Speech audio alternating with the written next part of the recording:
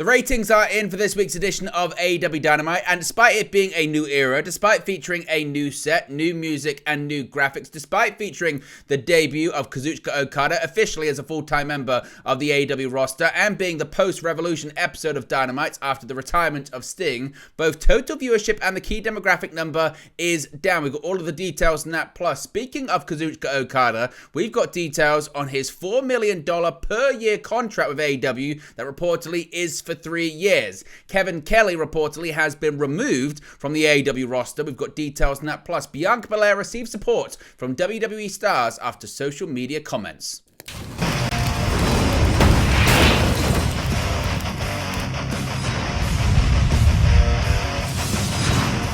Hey guys, welcome back to Wrestling News 365. Hope everyone is doing very well. As always, there are plenty of news stories to get into in the world of professional wrestling. Let's start off talking about the ratings for last night's edition of AEW Dynamite on TBS. Of course, it was a jam-packed show, as AEW President and CEO Tony Khan described it as a new era for All Elite Wrestling, coming out of the Revolution pay-per-view this past weekend, which featured the retirement of professional wrestling legend, icon, WWE Hall of Famer Sting. It also featured a brand new set, brand new logo, brand new music, brand new graphics, and also featured the official AEW debut of Kazuchika Okada as a member of the All Elite Wrestling roster. Of course, Okada, the Rainmaker, is All Elite, but it didn't help when it came to total viewership and also the key demographic as well.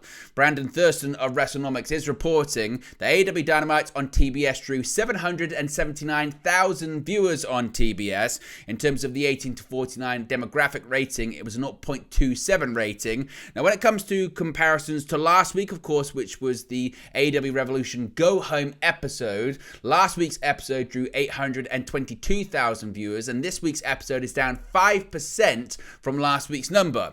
In terms of the trailing 4 weeks, it's also down 5%. In terms of the average compared to this time last year, it's also down 5% as well. When it comes to the average for March versus last year, it's down 10% too. In terms of the 18 to 49 demographic, this week's episode versus last week's episode is down 7%. Last week's episode drew a 0.29 rating in the 18 to 49 demo, whereas this week it was a 0.27 rating.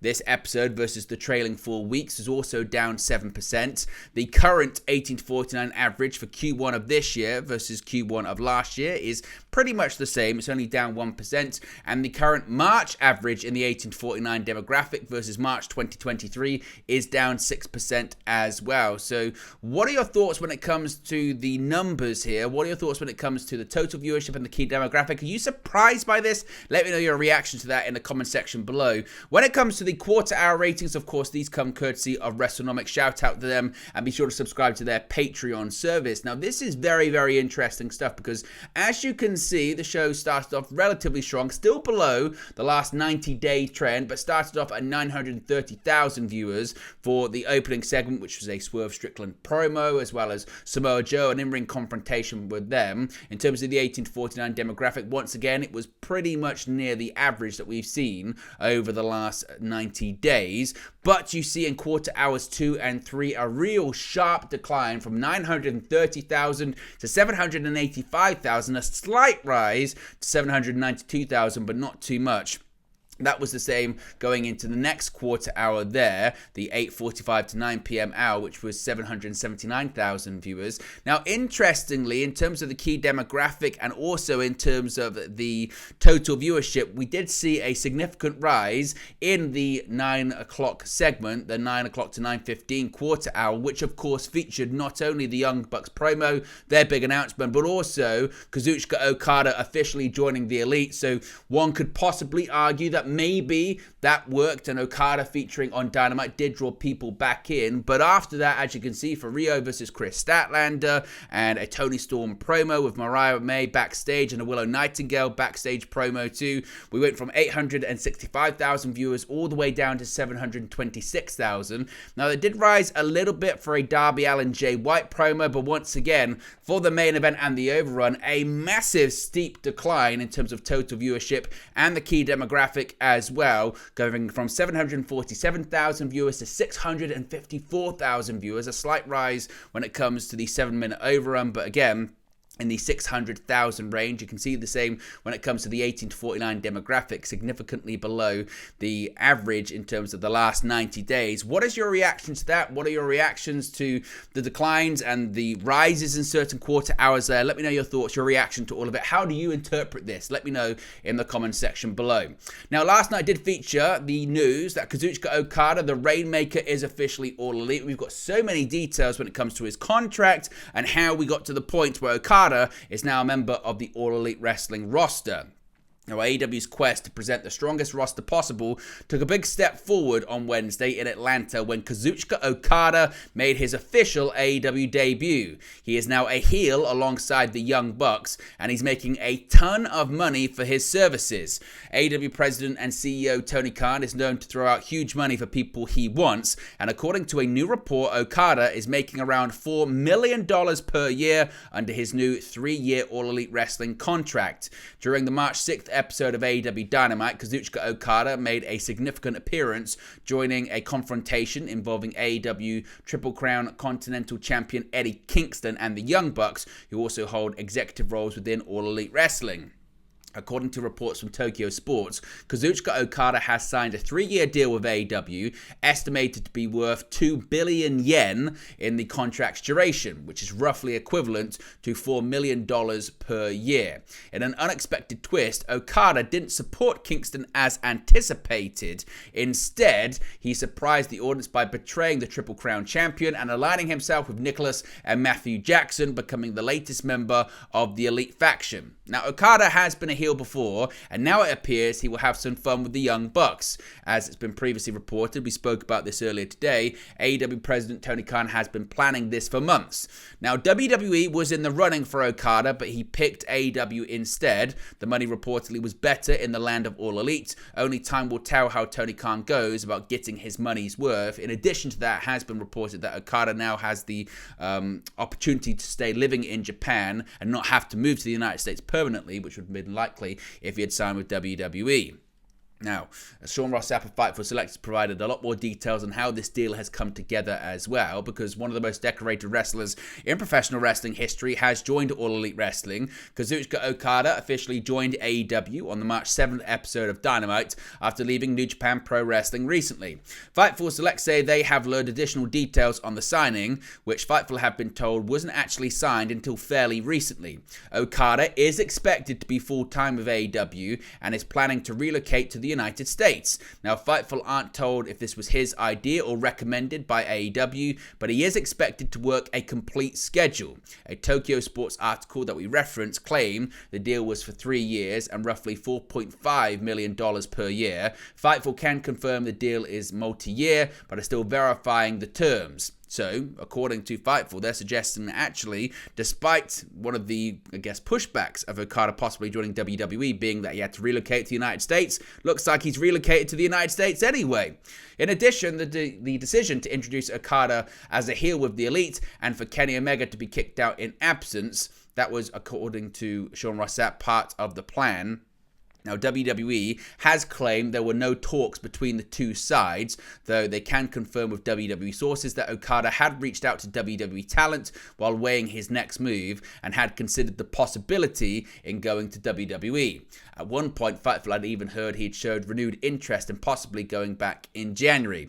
Fightful Select had reported that Okada was joining AEW as was expected to be in the fold by last night's episode. Fightful have been told that as things stand, there is no timetable on Kenny Omega's potential return. The angle was to debut Okada, add to the Elite, and set the stage in the event of Omega's return down the line. So, certainly, again, it's suggested that maybe they are going towards this direction, but as of right now, they still don't have any details when it comes to Kenny Omega's return. But what are your thoughts on Okada's contract? What are your thoughts on the news that he is going to be relocating to the United States and working full-time on AEW television? Let me know your thoughts about that as well.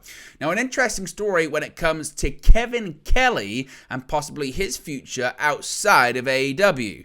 Now, when AEW Collision launched back in June of last year, former New Japan Pro Wrestling announcer Kevin Kelly was brought into to the company to provide play-by-play for the show alongside Nigel McGuinness. Kelly took a break from Collision in the summer to call the G1 Climax and had only appeared sporadically on Collision since then, with Ian Riccoboni filling in for him and Tony Schiavone later being given the lead announcer role for the show.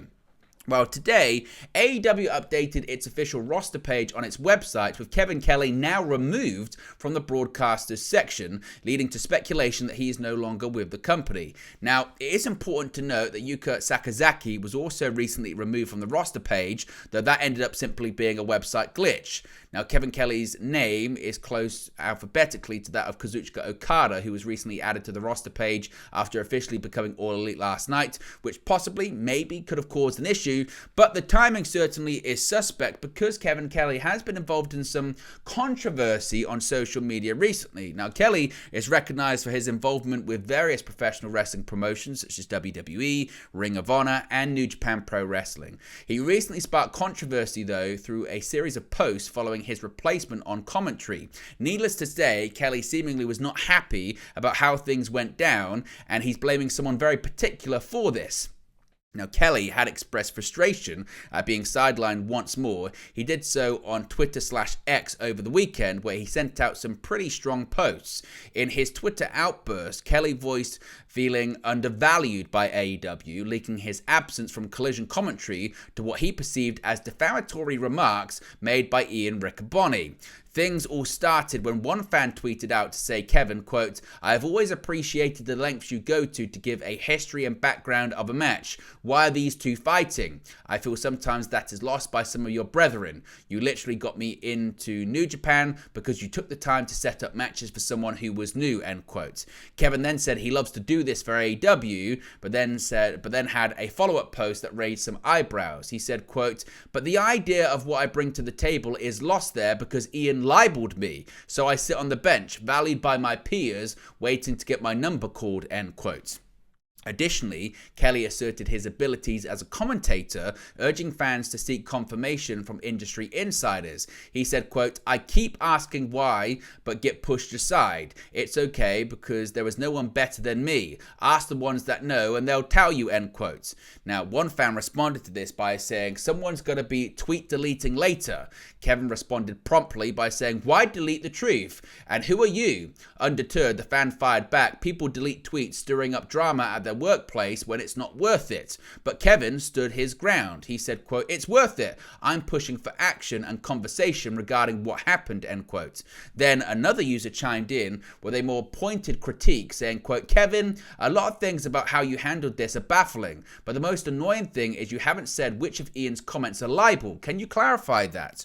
Because the ones I saw all pertain to statements you've made publicly, all of which can be verified." Kevin took a moment to respond, saying, quote, "When you go out of your way to intentionally mischaracterize my raising awareness of the global horrors of child trafficking to a fringe conspiracy theory that everyone knows is bullshit in order to hurt my career and standing in the industry, that at the very least is libelous," end quote.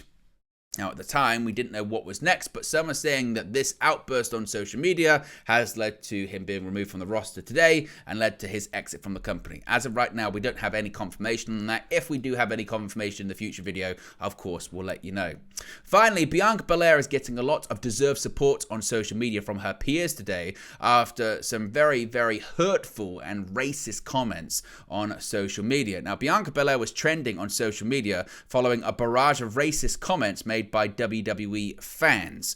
On Thursday afternoon, hashtag #WeLoveYouBianca was trending on X, formerly Twitter, after the WWE Games Instagram account posted a photo of Belair alongside Rhea Ripley and Cody Rhodes. The post read, quote, "Most iconic hashtag WWE 2K24 trio." The post was taken over, though, by racist comments degrading Belair, with other fans coming to her defense. In addition to WWE fans posting their support of Belair using the hashtag on X, fellow WWE stars joined in, including Big E, Zelina Vega, and the Women's World Champion herself. Big E said black women in professional wrestling industry face regular barrage of racism and misogyny from fans and have for far too long. Vega posted two statements on racist comments, saying that the fans who commented hateful things towards Belair should be ashamed and embarrassed. She called it disgusting and said Belair earned the name EST. Quote, Bianca is one of the best in this business and world has ever seen. When I think of a hard worker, standout path paver, and someone who is genuinely a proud representation of her culture, it's Bianca, Vega said in her post. Quote, EST ain't just a nickname. Bianca Belair is a history maker, a trailblazer, and one of the nicest humans that you would have the privilege to ever meet. You're just mad that she's better than you, Ripley said in her post. AJ Francis, the former top dollar in WWE, also commented. He posted that he said over a year ago it was, quote, racist how people would just compare B-Fab to Bianca or Jade, even though they didn't look alike. He said fans were now acting like this is new. As of this recording, Bianca herself has yet to comment on the issue. But there you go, guys. That's the latest pro wrestling news for you. Be sure to smash a like on the like button. Be sure to subscribe, bottom right-hand corner. As always, let me know your thoughts in the comment section below, and I'll speak to you again very, very soon. Hey guys, thank you for watching, listening, streaming, or however you come across this video today. Be sure to click on the video on the right there to watch our next video, or click the bottom there to subscribe, or the bottom right hand corner. Thank you very much, and I'll speak to you again very soon.